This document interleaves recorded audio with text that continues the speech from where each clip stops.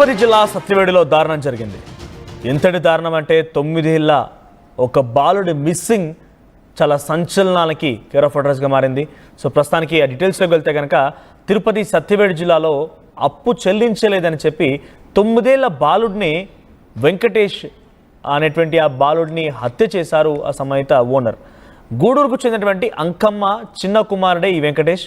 అయితే ఎన్ఆర్ అగ్రహారానికి సంబంధించినటువంటి ముత్తు కుటుంబం దగ్గర 42,000 రూపాయలు అప్పు చేసింది. క్లియర్గా వినండి, ఒక తల్లి 42,000 రూపాయలు అప్పు చేసింది.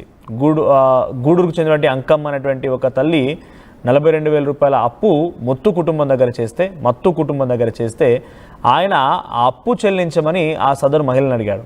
ఆ మహిళ అప్పు చెల్లించలేని పరిస్థితుల్లో చాలా అప్పటికే ఇక్కట్లు ఎదుర్కొంటోంది. అప్పు చెల్లించినటువంటి నేపథ్యంలోనే కొడుకు వెంకటేష్ని తన దగ్గర పనిలోకి పెట్టాలని చెప్పి అంకమ్మను కోరాడు ఇక్కడ కనిపించినటువంటి ముత్తు. ఇక్కడ సిసిటివి దృశ్యాలు కనిపిస్తున్నాయి కదా, ఈ దృశ్యాలు మీకు తర్వాత నేను బ్రీఫ్గా ఎక్స్ప్లెయిన్ చేసే ప్రయత్నం చేస్తాను. సో ముత్తు, నువ్వు డబ్బులు చెల్లించలేకపోతున్నావు కాబట్టి నీ కుమారుడు నా దగ్గర పనికి పెట్టని చెప్పిన నేపథ్యంలో 9 ఏళ్ల కుమారుడిని 9 నెలల క్రితమే పనిలో చేర్చింది ఆ సదరు మహిళ, అంటే తల్లి. ఏం చేస్తుండేవాడు, ఏం పని చేస్తున్నాడు అంటే బాతుల పెంపకాలు. సో బాతులు పెంపకానికి వెంకటేష్ అనేటువంటి ఇక్కడ కనిపించిన లెఫ్ట్ సైడ్ బాక్స్లో మీకు కింద కనిపిస్తున్నా చూసారా, ఆ బాలుడే వెంకటేష్. సో ఆ వెంకటేష్ని పనికి పెట్టేసుకున్నాడు ముత్తు. అయితే ఆ తర్వాత పని చేయించుకుంటున్నాడు. డబ్బులు చెల్లించలేక తల్లి కూడా ఇబ్బంది పెడుతోంది. ఒప్పందం ప్రకారంగా డబ్బులు చెల్లించి తీసుకునే రకంగా ఒప్పందం కుదుర్చుకున్నారు. ఆ తల్లికి డబ్బులు కుదరడం లేదు. ఈ నేపథ్యంలోనే వెంకటేష్ని చిత్రహింసలకు గురి చేస్తూ నానా రకాలుగా ఇబ్బందులకు గురి చేసి ముత్తు భయభ్రాంతులకు గురి చేయడం, ఇబ్బందులు పెట్టడం, సరైన సమయానికి తిండి పెట్టకపోవడం, సరైన సమయానికి తనని పడుకోనివ్వకపోవడం, ఎప్పుడు చూసిన ఎండలో తిప్పడం, బాతుల పెంపకం కోసం అనేక రకాలుగా చిత్రహింసలకు గురి చేస్తుండేవాడట ముత్తు. ఆ తర్వాత తల్లికి 9 నెలల తర్వాత కొంత డబ్బులు సెట్ అయ్యాయి.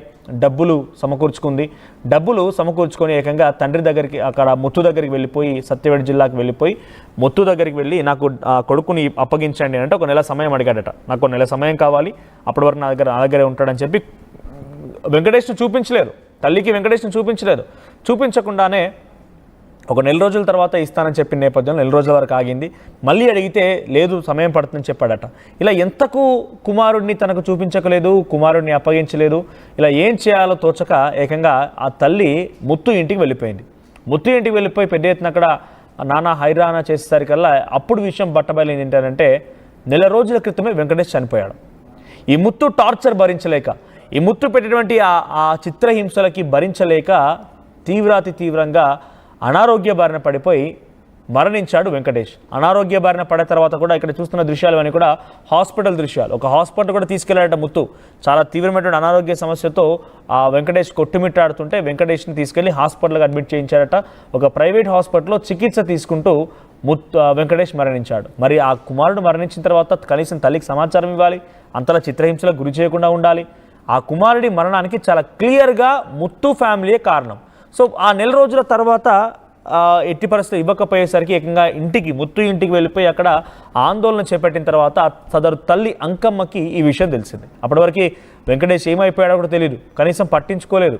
సో అక్కడ వెళ్ళి చూసేసరికి మరణించారని తెలిసిన వెంటనే వెళ్ళిపోయి పోలీసులకు చెప్తే పోలీసులు ఈ విషయాన్ని మొత్తం కూడా పోలీసులు చేరించారు. నిజానికి అప్పుడు కూడా ఆ తల్లికి చెప్పలేదు, మీ అబ్బాయిలా చనిపోయాడని విషయం చెప్పలేదు, మాకు తెలియదు అన్నట్టుగా సమాధానం చెప్పారట. పోలీస్ స్టేషన్కి వెళ్ళి కంప్లైంట్ ఇస్తే పోలీసుల విచారణ విస్తుపోయి విషయాలు బయటపడ్డాయి. ఈ దృశ్యాలన్నీ కూడా సీసీటీవీ కెమెరాలో రికార్డ్ అయిన దృశ్యాలు ఇవన్నీ కూడా. సో అక్కడ ఆ పింక్ కలర్ టీ షర్ట్లో కనబడుతున్నటువంటి ఆ అబ్బాయి వెంకటేష్. సో వెనకాల కూర్చున్న వ్యక్తే ముత్తు. అక్కడికి తీసుకొచ్చాడు హాస్పిటల్. అంటే అప్పటి వరకు పూర్తిగా ఇక 9 ఏళ్ల బాలుడు ఎలా ఉంటాడు చెప్పండి. బహుశా ఇప్పుడు ఉన్నటువంటి వయసులో అయితే ఒక ఫస్ట్ క్లాస్, సెకండ్ క్లాస్ అవుతున్నటువంటి విద్యార్థి 9 ఏళ్ల బాలుడు అంటే. మరి ఆ అబ్బాయిని తీసుకెళ్ళి బాతుల పెంపకానికని ఎండ వాన తేడా లేకుండా బాతుల వెంట రక్షణగా ఉండాలని చెప్పేటువంటి ఆ పరిస్థితుల్లో ముత్తు ఎంతలా అబ్బాయిని టార్చర్ పెట్టుంటాడు. చాలా తీవ్రంగా టార్చర్ పెట్టి తనకి ఒక రకంగా నరకం చూపించాడట.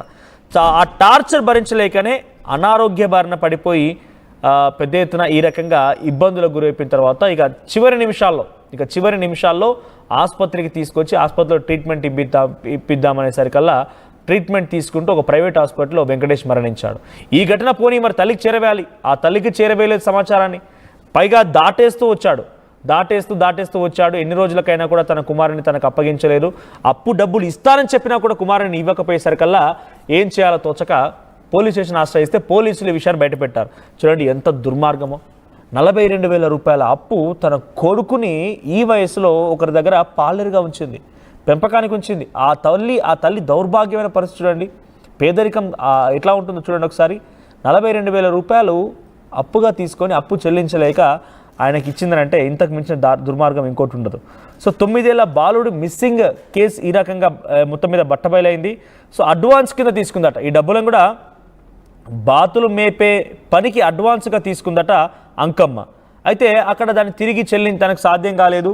తిరిగి చెల్లించమని అంటే చెల్లించకపోయేసరికి నీ కొడుకు నా దగ్గర ఉండమని చెప్పి ఆ కొడుకుని 9 ఏళ్ల బాలుడితో ఆ దుర్మార్గుడు, ఇక్కడ నేను ముత్తుని దుర్మార్గుడు అనే పదాన్ని వాడుతున్నా ఎందుకంటే 9 ఏళ్ల బాలుడితో పని చేయించుకుంటావా? నువ్వు అసలు మనిషివేనా? అన్నమే తింటున్నావు కడుపుకి.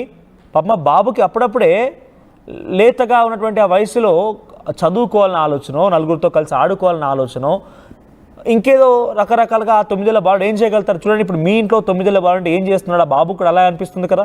కానీ ఇక్కడ ఈ దుర్మార్గుడు ముత్తు ఏం చేశాడంటే తన కుటుంబీకులు, తన కుమారుడు, తన భార్య అందరూ కలిసి ఆ అబ్బాయిని టార్చర్ పెట్టడం ప్రారంభించారు. చిత్రహింసలు గురి చేశారు. ఎండ వాన తేడా లేకుండా, తిండి పెట్టకుండా అన్నీ మానేసి అబ్బాయిని పని చేయించుకున్నారట. మరి అంతా అయిపోయిన తర్వాత డబ్బులు ఇచ్చాక నా కొడుకుని ఇవ్వండి అంటే లేడు అని దాట వేస్తూ నెల రోజుల పాటుగా ఇలా గడిపేశాడు. కానీ కొడుకు చనిపోయిన సమాచారాన్ని తల్లికి అందించలేదు. ఆ తర్వాత పోలీసులు ఆశ్రయించిన తల్లికి ఈ విషయం బయటబయలైంది. ఎంత దుర్మార్గం, ఎంత దౌర్భాగ్యం అంటే పేదరికం ఎంతలా ఉంటుందనంటే 40,000 కోసం 9 ఏళ్ల బాలుడిని పాలేరుపుతనాన్ని కూడా పెట్టించిందనంటే అది పేదరికం. అంటే అది పేదరికం ఎంతటి స్థాయికి, ఎంతటి దారుణానికి దారితీస్తుండడానికి ఉదాహరణ ఇదంతా కూడా. ఎస్, మా ప్రతినిధి సురేష్ అందుబాటులో ఉన్నారు. సురేష్ దగ్గరికి వెళ్తాను. సురేష్, ఏంటి వెంకటేష్ని అంత దౌర్భాగ్యమైన పరిస్థితుల్లో ఏం దిక్కుతోచక పేదరికంలో తల్లి ముత్తు దగ్గర ఉంచింది. సో ముత్తు ఎటువంటి టార్చర్ చేస్తూ ఉండేవాడు? ఎప్పుడు కూడా ఈ 9 నెలల సమయంలో తల్లి అంకమ్మ కొడుకు వెంకటేష్ దగ్గరికి ఎప్పుడు వచ్చి సంప్రదించలేదు, ఎప్పుడు మాట్లాడలేదా? తన నుంచి ఎప్పుడు సమాధానం తెలుసుకోలేదా?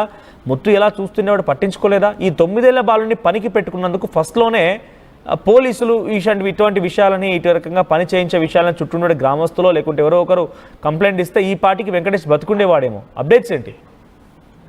మనోజ్, ఏదైతే మీరు చెప్పినట్టుగా దీనికి ఒక రకంగా ఏదైతే పేదరికమే ఒక కారణం అని భావించాలి. ఎందుకంటే 9 ఏళ్ల బాలను పెట్టినప్పటికీ వాళ్ళ జీవిత విధానం ఆ రకమైనటువంటి దీన స్థితిలో ఉండింది. ఇంకో ప్రధానంగా మనం చెప్పుకోవాల్సింది, ముత్తు ఎవరైతే ఉన్నాడో ఈ బాతులు పెంచేటువంటి వ్యక్తి, అతను కేవలం తన తల్లి చేసినటువంటి అప్పుకి తిరిగి చెల్లించదన్న నమ్మకం లేకనే ఆ బాలుని ఇక్కడ విడిచిపెట్టి వెళ్ళాలంటూ కూడా చెప్పడం, ఆ తల్లి ఆ బాలుని అక్కడ వదిలి వెళ్ళడం, అది కూడా తన మొదటి భర్త మరణించడం తోటి సొంత గ్రామం అయినటువంటి గూడూరు చెందినటువంటి అంకమ్మ అక్కడికి వెళ్ళినప్పుడు అక్కడ అప్పుడు వాళ్ళు ఆమెను నిలేసుకొని మా డబ్బులు పెట్టినాక నువ్వు తిరిగి వెళ్ళాలంటూ కూడా నిలయడం తోటి దిక్కుదోచిన స్థితిలో ఎవరైతే ముత్తు ఉన్నాడో అతను ఫోన్ చేసి కొంత డబ్బులు కూడా మళ్ళీ తీసుకోవడం తోటి మొత్తం మీద 42,000 వరకు అప్పైనటువంటి పరిస్థితి.